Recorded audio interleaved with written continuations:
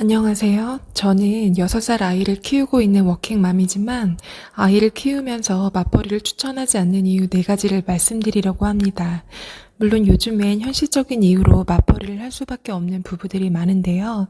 그럼에도 맞벌이가 힘든 이유를 보시고 대안을 세우시면 도움이 될 것 같습니다. 먼저 첫 번째로 맞벌이 부부가 출근을 하면 아이는 일찍 보육시설에 맡길 수밖에 없죠. 문제는 아이들이 집단 생활을 하다 보면 많이 아프다는 겁니다.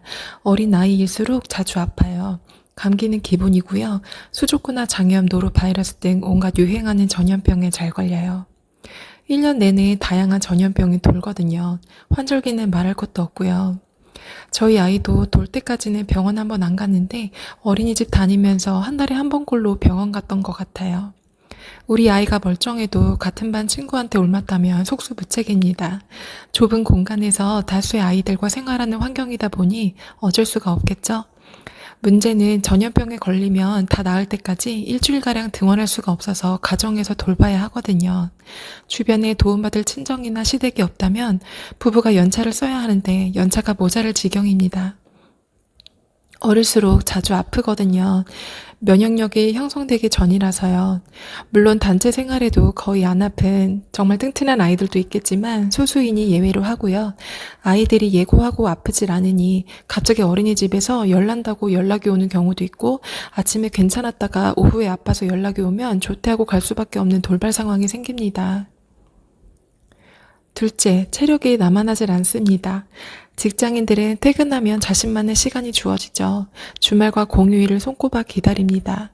하지만 일하는 엄마 아빠들은 집에 와도 쉴 수가 없어요. 아이들을 케어해야 하기 때문이에요. 한 명은 아이를 보고 다른 한 명은 밀린 집안일을 해야 합니다. 주말이나 공휴일에는 어린이집이나 유치원을 가지 않으니 온전히 부부가 아이를 봐야 하고요. 물론 번갈아가며 육아와 집안일을 담당할 수 있겠지만 아이가 생기면서 집안일은 몇 배로 더 늘어나고 해야 할 일도 덤으로 많아지니까 충전할 수 있는 시간이 줄어드는 건 어쩔 수가 없습니다.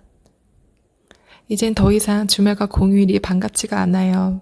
마지막 3번째, 사실 전 이게 제일 중요한 부분이라고 생각하는데요. 체력이 지치다 보니 퇴근해서 아이에게 양질의 육아를 하기가 힘에 부쳐요.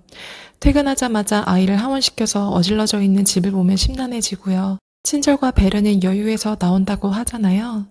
내가 에너지가 거의 바닥에 난 상태이다 보니까 아이의 사소한 잘못이나 행동에도 쉽게 예민해지고 짜증이 올라오더라고요. 아이도 기관에서 사회생활하느라 힘들거든요.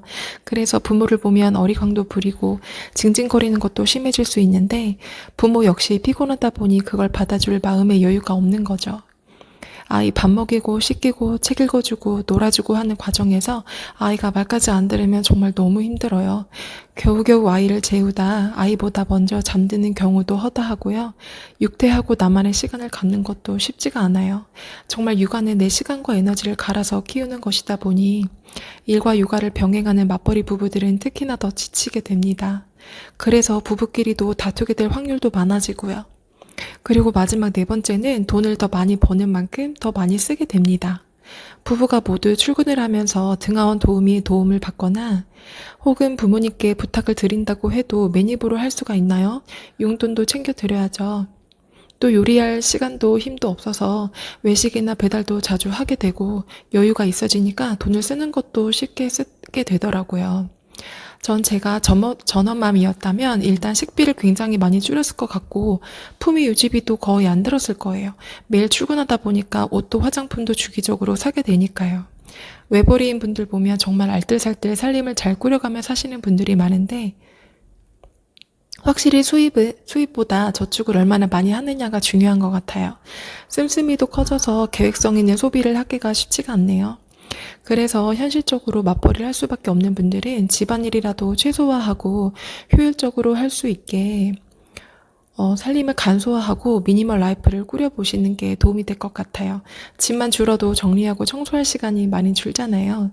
저도 좀 효율적으로 집안일이나 요리를 할 수 있는 방법을 좀 찾아보려고 합니다.